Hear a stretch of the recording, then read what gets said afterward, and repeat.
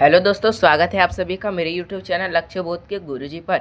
और आज की इस वीडियो में हम आपको डिस्कस करके देने वाले हैं बायोलॉजी के एक महत्वपूर्ण क्वेश्चन के बारे में, जो कि हर बार बोर्ड एग्जाम में पूछा जाता है और बच्चों को क्या लगता है कि इसका कॉन्सेप्ट क्लियर नहीं रहता है, जिस कारण से उन लोगों को ये क्वेश्चन जो होता है वो कठिन लगता है। और आज की इस वीडियो में हम आपको इतनी सरल भाषा में ये चीज़ें समझाएंगे कि आपके इसके बाद आप इसे कठिन समझेंगे ही नहीं, बल्कि आप इसे बायोलॉजी का सबसे आसान क्वेश्चन मानेंगे।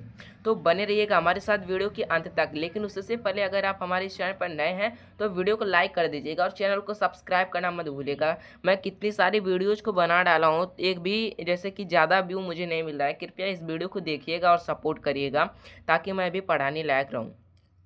तो क्या करना है कि आज की इस वीडियो में सबसे पहले मैं आपको बता देता हूँ कि आखिर क्या क्या चीज़ें आज की इस वीडियो में मैं आपको बताऊँगा। सबसे पहले मैं आपको बताऊँगा एक संकर संकरण किसे कहते हैं, इसके बारे में बताऊँगा। फिर उदाहरण बताऊँगा किस तरह से क्रॉस कराना है, क्या चीज़ें लिखनी है, क्या चीज़ें नहीं लिखनी, इन सब चीज़ों के बारे में बताऊँगा। और कितने पेज का लिखना है ताकि आपको पूरा में से पूरा एग्जामिनर नंबर दें। तो चलिए शुरुआत करते हैं। सबसे पहले होता है एक संकर संकरण किसे कहते हैं। तो सबसे पहले मैं आपका एक कॉन्सेप्ट क्लियर करता हूँ, आखिर एक संकर संकरण कहते किसे हैं। मेंडल का नाम आपने सुना ही होगा।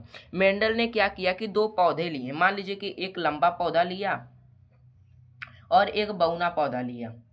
इन पौधों के बीच में क्या कराया मेंडल ने, दो पौधा लिया और इनके एक गुण कौन कौन से कि यह एक लंबा पौधा है, यह इसका गुण हो गया, और यह एक बौना पौधा है, यह इसका गुण हो गया। यानी मेंडल ने दो पौधों के बीच उनके एक एक गुण को ध्यान रखते हुए जब उनके बीच संकरण कराया, तो इस प्रकार के संकरण को एक संकर संकरण कहते हैं। ये चीज़ें आपको समझ में आ गई होंगी बिल्कुल सही ढंग से। अब आपको उदाहरण हेडिंग डालना है, ये चीज़ें हेडिंग डालने के बाद ये लिखना है। इसके बाद उदाहरण हेडिंग डाल के फिर आपको लंबा लिखना है, उसके नीचे कैपिटल टी, फिर बौना, उसके नीचे स्मॉल टी होते जाएगा।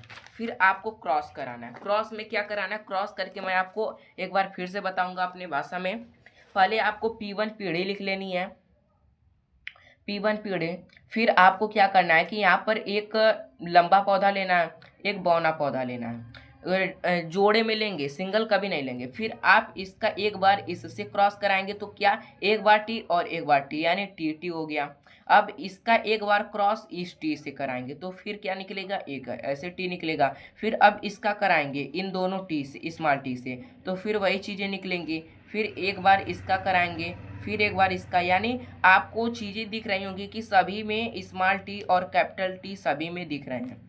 ये चीज़ें हो गई। फिर आपको यहाँ पर F2 पीढ़ी डाल के ये चीज़ आपको बॉक्स के अंदर कर देनी है और लिख देना है आपको सभी लंबे पौधे हैं। फिर आपको P2 पीढ़ी लेना है। P2 पीढ़ी में क्या लेना है कि ये चीज़ें जो प्राप्त हुई हैं ना, इनमें से किन्हीं दो को ले लेना। मान लीजिए ये ले ले चाहे ये ले लें, इन दोनों में से किन्हीं दो को ले लेना है। लेने के बाद इनके बीच जब क्रॉस कराएंगे F2 पीढ़ी में क्या देखेंगे हम लोग कि जो लंबे पौधे उनकी संख्या कितनी है, 3 लंबे पौधे हैं और 2 पौधे हैं, 2 बौने पौधे हैं। वो भी 3 लंबे पौधे में से 2 क्या हैं, जो 2 हैं वह क्या है, एक शुद्ध लंबा पौधा है और एक दो अशुद्ध लंबे पौधे हमें प्राप्त हो रहे हैं F2 पीढ़ी में। फिर आपको यहाँ पर नीचे लिख देना है दृश्य प्रारूप बराबर 3:1। 3:3 का मतलब यहाँ पर है लंबे, दृश्य का मतलब है वे, जैसे कि वे चीज़ें जो हमें दूर से ही दिखाई दे पड़ते हैं उन्हें दृश्य प्रारूप कहते हैं। और जिन प्रारूप का मतलब है जब अंदर चीज़ें जाती हैं, जैसे कि अशुद्ध शुद्ध की बात हो तब हम करेंगे। फिर आपको यहाँ पर 1:2:1 लिखना है, इस तरह से लिखना है। फिर आपको यहाँ पर निष्कर्ष हेडिंग दिख रही होंगी, निष्कर्ष हेडिंग डाल के फिर लिख देना है पॉइंट बनाकर F2 F1 पीढ़ी में सभी लंबे पौधे। जबकि दूसरे पॉइंट में क्या लिखना है कि F1 पीढ़ी में प्राप्त पौधे के बीच जब पुनः संकरण कराया जाता है तो 3 लंबे पौधे व एक बौना पौधा प्राप्त होता है।